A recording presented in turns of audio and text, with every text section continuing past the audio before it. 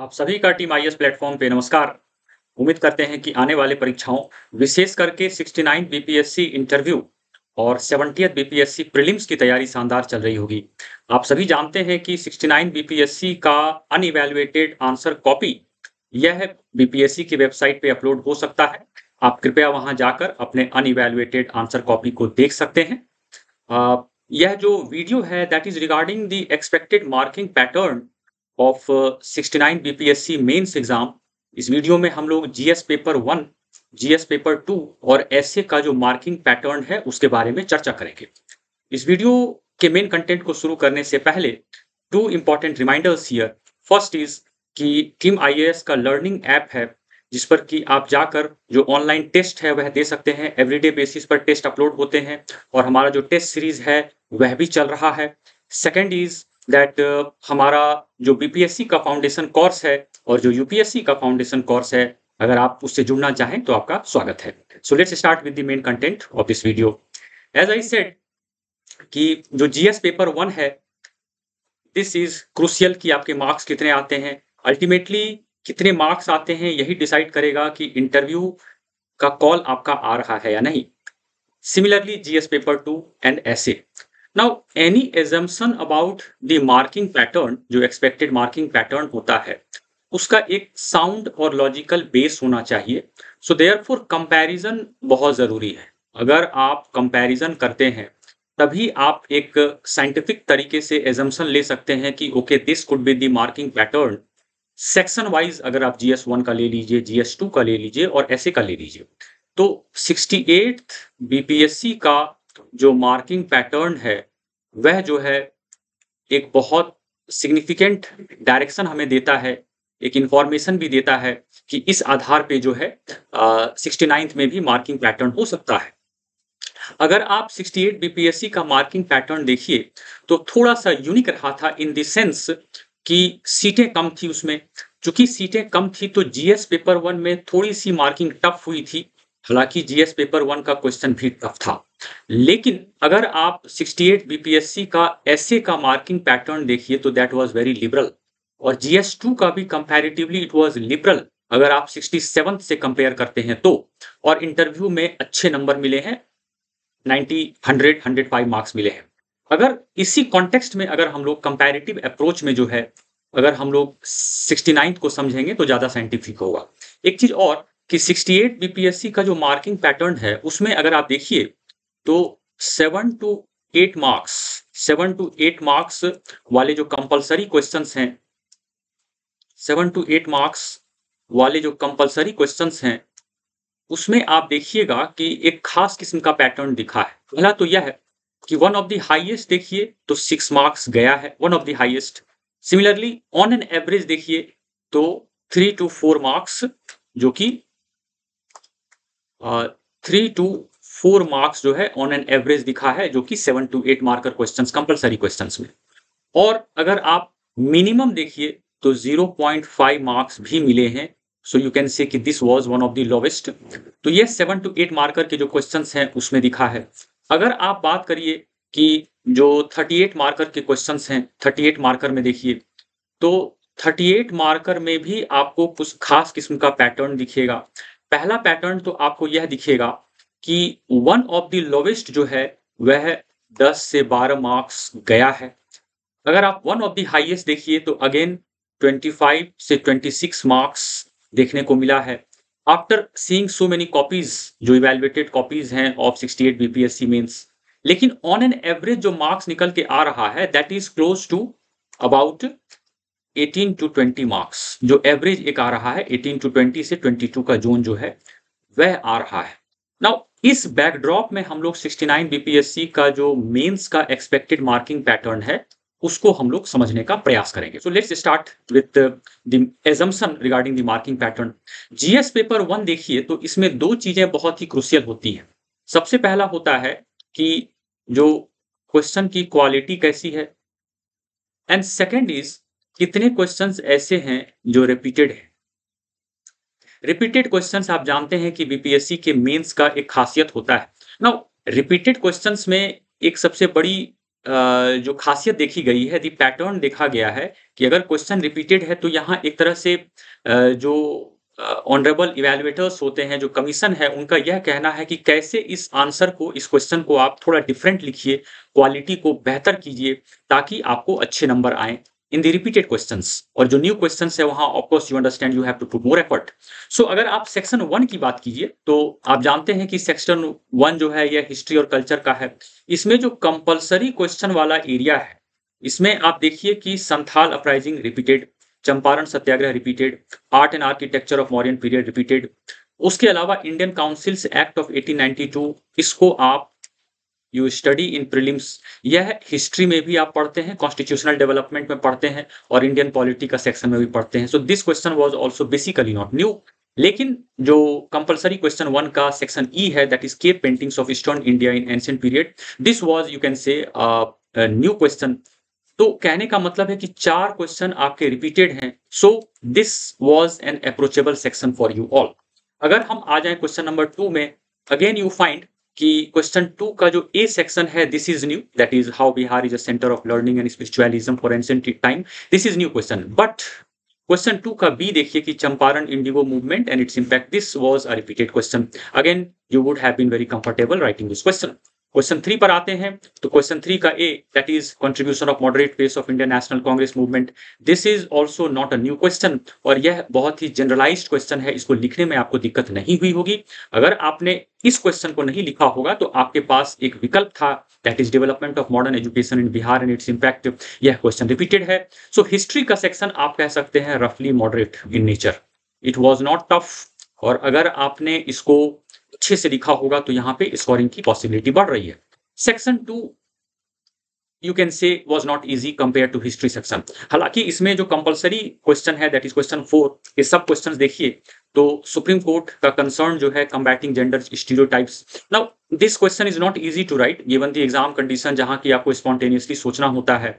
और अगर आपके पास पहले से कंटेंट नहीं है, सुप्रीम कोर्ट का कोई जजमेंट आया है, कोई रूलिंग है regarding the regarding gender justice and to combat gender stereotypes, it would have been fairly tough for you all. Similarly, question B भी इजी नहीं है, आप जानते हैं यह इजी नहीं है, that is Bharatiya Nagarik Suraksha Sanhita 2023, not easy to write in exam condition. फिर artificial intelligence in the decision making process, यह इजी नहीं हुआ होगा आपके लिए। Question number sub question D पर आते हैं तो impact of global wage report 2022-23, not an easy question especially in the exam condition. और basic provisions of foreign trade policy 2023 regarding export promotion initiatives, this also would not have been tough. तो यह जो compulsory section है यह tough होगा, बहुत सारे students के लिए यह टफ रहा होगा। अगर हम क्वेश्चन नंबर 5 पे आते हैं तो यहाँ पर देखिए द क्राइसिस इन मणिपुर, जो उस वक्त न्यूज में था। हालांकि यह क्वेश्चन एक्सपेक्टेड था, आप लोगों में से बहुत सारे स्टूडेंट्स इसके लिए तैयार होंगे, तो this could have been approached. लेकिन अगर यहाँ पर आपको क्वेश्चन टफ लगा होगा अगर, तो G20 का क्वेश्चन एक्सपेक्टेड था, इसको आपने अच्छे से लिखा होगा। So this question would have been approached by many of the students. अगर हम क्वेश्चन 6 पे आते हैं तो यूसीसी का जो मैटर है, यह आप जानते हैं कि स्टैटिक का भी एरिया है यह, और जो करंट है उसका भी एरिया है।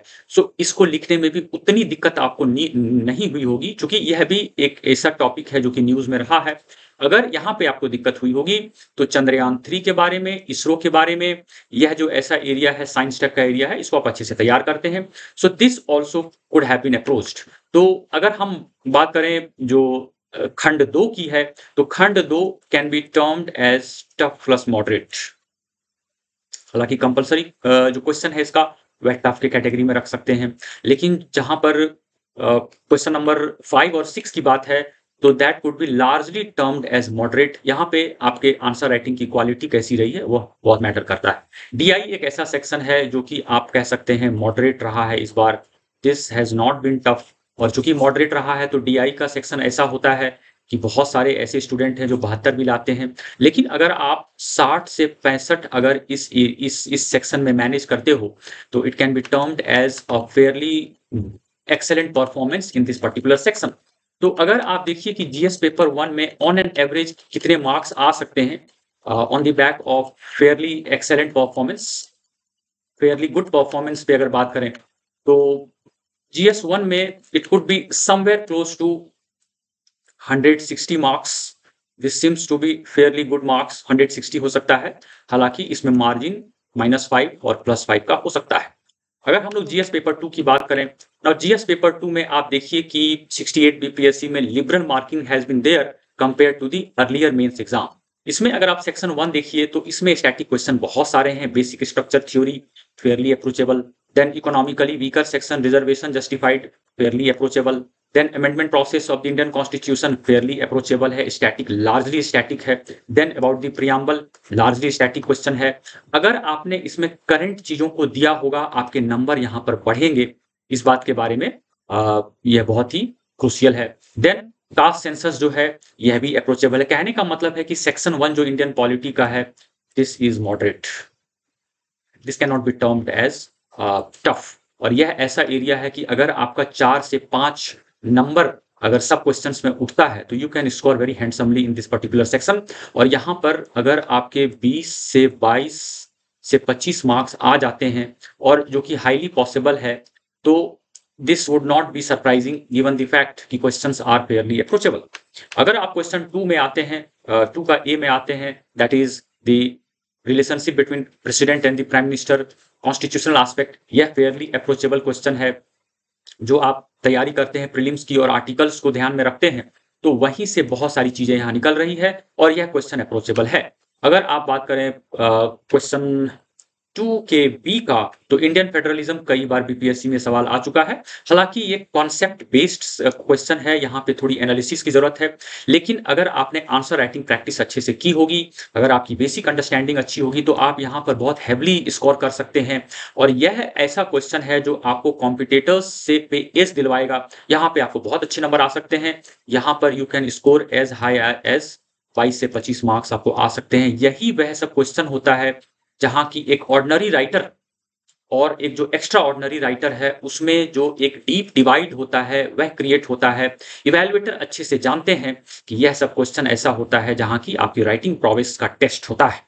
अगर हम बात करें क्वेश्चन नंबर 3 की, तो 3 का जो ए है, fundamental principles of the coalition politics, जो है यह आ चुका है, बीपीएससी में पहले पूछा जा चुका है, इसको आप अटेम्प्ट कर सकते थे। अगर आपने इसको अटेम्प्ट नहीं किया होगा तो लोकल गवर्नमेंट से जुड़ा जो सवाल है, that is regarding the 73rd and 74th amendment act, इसको आप अटेम्प्ट कर सकते थे। यहां भी आपको बहुत अच्छे मार्क्स आने की संभावना है इसको अगर आपने अटेम्प्ट किया होगा तो। सो वी कैन से कि पॉलिटी का सेक्शन जो है, this was largely moderate in nature, you could score very high marks in this particular section। अगर सेक्शन 2 की बात करें, तो ज्योग्राफी और इकोनॉमी का सेक्शन जो है, इसमें स्टैटिक क्वेश्चंस बहुत सारे हैं। आप देखिएगा कि यह एरिया भी, खास करके जिनका ज्योग्राफी बैकग्राउंड रहा होगा, उन्होंने इस एरिया पर अच्छा कंट्रोल किया होगा। So the first question, that is the Indian monsoon system, fairly approachable. Then alternative sources of energy, fairly approachable. Third is the state of the tourism industry, fairly approachable, although it's not easy to write, especially for those who are from non-geography, non-economic background. Then the scheduled caste and the scheduled tribe population, उनका socio-economic condition Bihar के context में fairly approachable, although it's not that easy. और जो major physiographic divisions जो हैं आपको Bihar state में, सो this also you study in prelims, तो इसको लिखने में उतनी दिक्कत नहीं हुई होगी। तो इस सेक्शन को आप you can club under tough to moderate.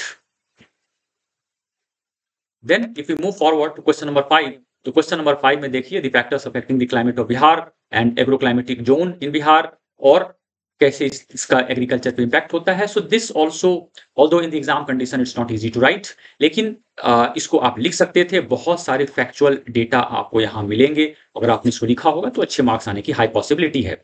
Now the second सब question under question number 5, that is it's regarding the census 2011, it's regarding the population, it's regarding the working population. This also is fairly approachable, although not that easy. अगर हम question number 6 पे आते हैं, तो trickle down theory of economics की बात हो रही है, इंडियन प्लानिंग की बात हो रही है। यह सवाल भी बीपीएससी में आया हुआ है, आप इसको ज्योग्राफी और इकोनॉमी दोनों में पढ़ते हैं, आप इसको अच्छे से अटेम्प्ट आपने किया होगा। नाउ क्वेश्चन नंबर 6 का sub question B is there, that is regarding the monsoon system, regarding the climate changes, distribution east and west jet stream and feasibility. यह क्वेश्चन भी फेयरली अप्रोचेबल है, तो इसको आपने अटेम्प्ट जरूर किया होगा। कहने का मतलब है कि ज्योग्राफी इकोनॉमी का सेक्शन जो है, this can be termed as tough to moderate, और इसमें अच्छा लिखने की पॉसिबिलिटी बिल्कुल बन रही थी। If you talk about section 3, तो साइंस एंड टेक्नोलॉजी का जो पोर्शन है, ऑल्दो आप जानते हैं कि यह पोर्शन जो होता है बहुत ही डायनामिक होता है। It's not easy to produce points, specially exam का जो कंडीशन होता है, प्रेशर होता है। तो what is the role of computer in modern society? Well, fairly approachable. Then technology and social development, fairly approachable although not easy in the exam condition, I must add here. Then science and technology, industrial development of Bihar, fairly approachable, exam condition में लिखने में थोड़ा tough जरूर रहता है। Then the modern technology, और जो pandemic हुआ था कोरोना का, उसके कॉन्टेक्स्ट में। And the last is that is the role of technology in sustainable development. So यह जो कंपलसरी एरिया है इसको आप मॉडरेट रख सकते हैं, मॉडरेट के कैटेगरी में, ऑल्दो टफ ऑल्सो, बिकॉज जब न्यू क्वेश्चंस होते हैं, बहुत सारे इसमें क्वेश्चंस न्यू हैं, और उसमें पॉइंट को जनरेट करना, क्वालिटी पॉइंट को जनरेट करना, that's never easy. Question number 8 पर आते हैं। तो 8 का ए देखिए, तो जो टेक्नोलॉजी है उसका मिसयूज, एनवायरनमेंट का पोल्यूशन, क्लाइमेट चेंजेस और एनवायरनमेंट जो है, इससे जुड़ा क्वेश्चन बीपीएससी में आ चुका है। बहुत ही जनरलाइज्ड क्वेश्चन है, लेकिन यहाँ पर आपका जो कंटेंट है वह मैटर करेगा। आपके कंटेंट में क्वालिटी होनी चाहिए, प्लस आपका डायरेक्शन भी यहाँ मैटर करेगा। आप किस तरह से अलग अलग जो डिमांड है क्वेश्चंस के, आप उसको अटेम्प्ट करते हैं, फुलफिल करते हैं, उसको नंबर आपको वहीं मिलने वाले हैं। प्लस फ्लो चार्ट वगैरह अगर आपने दिया होगा, दैट इज प्रेजेंटेशन, तो यहाँ से भी आपके नंबर बढ़ेंगे। सिमिलरली क्वेश्चन नंबर 8 का बी पर आते हैं। तो नैनो टेक्नोलॉजी, यहाँ से सवाल आया हुआ है। It is fairly flat question, तो आप कह सकते हैं यह जो सेक्शन है, this is also in the category of tough to moderate. और देयरफॉर अगर आप देखिए कि मार्किंग पैटर्न, अगर आप देखिए तो जो जीएस पेपर 2 है, इसका जो मार्किंग पैटर्न है, this could settle somewhere around 135 to 140। Although on the higher end हमेशा स्कोप खुला रहता है, और जो लोअर एंड है उसका भी स्कोप खुला होता है। But on an average it seems कि अगर मान लीजिए अच्छी राइटिंग हुई है तो 135 to 140 seems to be fairly good marking. अगर हम ऐसे की बात करें तो यहाँ पर 68th का जो ऐसे का मार्किंग पैटर्न रहा था, अगर आप देखिए तो एक वर्ड में उसको हम लोग डिफाइन कर सकते हैं, that is liberal. Liberal marking हुई है, और बहुत सारे आपको कैंडिडेट दिख जाएंगे जो 170 से 180 मार्क्स लाए हैं, और उससे भी ज्यादा की मार्किंग हुई है। सो देयरफॉर अगर लिबरल मार्किंग हुई है, वैसे क्वेश्चंस में 68 के ऐसे के क्वेश्चंस वर वेरी टफ, आप सभी को पता है। अगर वैसे कॉन्टेक्स्ट में अगर 170 से 180 मार्क्स आए हैं, तो 69th बीपीएससी के ऐसे के टॉपिक्स आप कह सकते हैं these are moderate in nature, these are moderate, and you all would have been well prepared to take this essay paper। तो यहाँ पे it would not be surprising कि यहाँ 200 marks भी आए, although under the tenure of new chairman we cannot predict about the marking pattern exactly। लेकिन अगर आप 68 को बेस बनाते हैं तो marking pattern somewhere close to 170 से 180 रहने की पॉसिबिलिटी बन रही है। अगर आप देखिए सेक्शन 1 जो है, इसमें जो है आपके पास बहुत सारे विकल्प हैं। हालांकि क्वेश्चन नंबर 1 जो है science and technology, mysteries very tough, लेकिन एग्रीकल्चर सिस्टम जो है रूरल इकोनॉमी को कैसे सपोर्ट कर सकता है, या ब्लैक मनी जो है क्राइम करप्शन का मुद्दा हो, या आपको कम्युनिकेशन टेक्नोलॉजी जो रेवोल्यूशन है, तो ये ऐसा एरिया है 2, 3, 4 जो है यह अप्रोचेबल है। और यह जो है टॉपिक को अगर आप डिफाइन कीजिए तो मॉडरेट इन नेचर, इसमें आप बहुत अच्छा लिख सकते हैं। अगर आपको जीएस का कंटेंट यहाँ पर होगा, बिल्कुल होगा, तो यहाँ पर आप बहुत अच्छा ऐसे लिख सकते हैं, provided you understand the basics of ऐसे राइटिंग वेल। अगर हम सेक्शन 2 में आते हैं, अगेन यू फाइंड कि women empowerment, political empowerment, very significant topic this is, और यहाँ पर आप इसको अप्रोच कर सकते थे। योगा फॉर स्पिरिचुअल प्रोग्रेस जो है ये थोड़ा सा टेक्निकल होता है, अगर आप योगा को फॉलो करते हैं you can write very well, otherwise this topic is not easy to approach. But again you find new education policy 2023, this आप लोगों में से बहुत सारे लोग इसको अटेम्प्ट किए होंगे, और यहाँ पे स्कोरिंग क्वेश्चन ये लगता है। और climate change, Indian agriculture, prevention measures, this again, so this section also can be termed as moderate, और यहाँ पे अच्छे नंबर आने की हाई पॉसिबिलिटी बन रही है, खास करके जो अच्छे राइटर्स होंगे। सेक्शन 3 के लिए आप लोग बिल्कुल प्रिपेयर्ड होंगे, और यह जो है अगर आप 4 ऐसे क्वेश्चंस देखिए तो इसको आप टफ के कैटेगरी में रख सकते हैं, because we have found after seeing the answers and the marking patterns of many copies of 68th कि यह जो एरिया है बहुत ही अनप्रेडिक्टेबल एरिया है, यू नेवर नो कि मार्क्स आपको कितने आएंगे। देयरफॉर सेक्शन 3 जो है यह अनप्रेडिक्टेबल एरिया है, it depends upon the evaluators mindset. जो इवैल्यूएटर का वहां पर जब वह आपकी कॉपी चेक कर रहे हैं, वह क्या सोच रहे हैं, क्या आपके आंसर का डायरेक्शन और कंटेंट क्या उनके माइंडसेट से मैच कर रहा है या नहीं, इसीलिए मैं इस सेक्शन को टफ के कैटेगरी में रख रहा हूं। सो रफली स्पीकिंग ऐसे में अगर आप 68 बीपीएससी को एक बेस बना के चलिए तो इट सीम्स कि जो मार्किंग पैटर्न इसका 170 से 180 marks it might settle. I am talking about a decent answer, जो कॉपी है उसको मैं लेके चल रहा हूं। तो अगर मान लीजिए अगर हम तीनों सब्जेक्ट को ले लें, that is GS paper 1, GS paper 2 और अगर हम लोग ऐसे को ले लें तो जीएस 1 में अगर मान लीजिए हम लोग 160 बनाते हैं एवरेज मार्क्स, अगर जीएस 2 में हम लोग 135 एवरेज मार्क्स लेके चलते हैं और ऐसे में सपोज मान लीजिए हम लोग 175 लेके चलते हैं, given the comparative approach with 68 we take into consideration, तो रफली 470 marks seems to be fairly good cut off. हालांकि सीटें इसमें ज्यादा हैं, आप जानते हैं 475 ऑड सीट्स है, plus also the fact remains कि new chairman is there. New chairman का जो सिग्नेचर स्टाइल है वह मार्किंग पैटर्न पर अवश्य दिखेगा।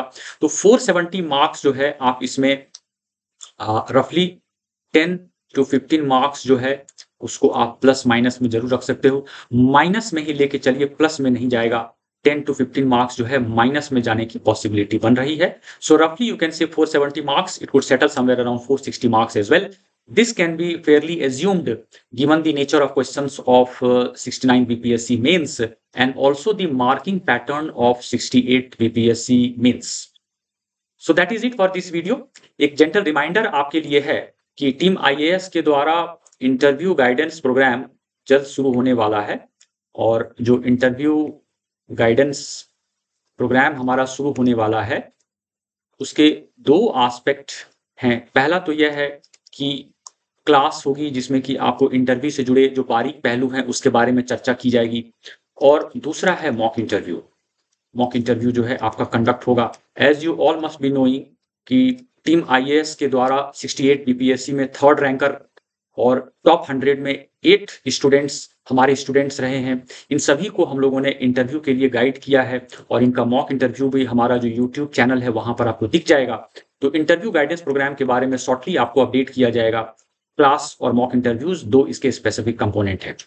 सो अगर आपको हमारा यूट्यूब चैनल अच्छा लगता है तो कृपया हमारे यूट्यूब चैनल को सब्सक्राइब करें, बेल आइकन को प्रेस करें, अपने दोस्तों के बीच में हमारे वीडियोस को अवश्य शेयर करें। Meeting shortly, until then good bye.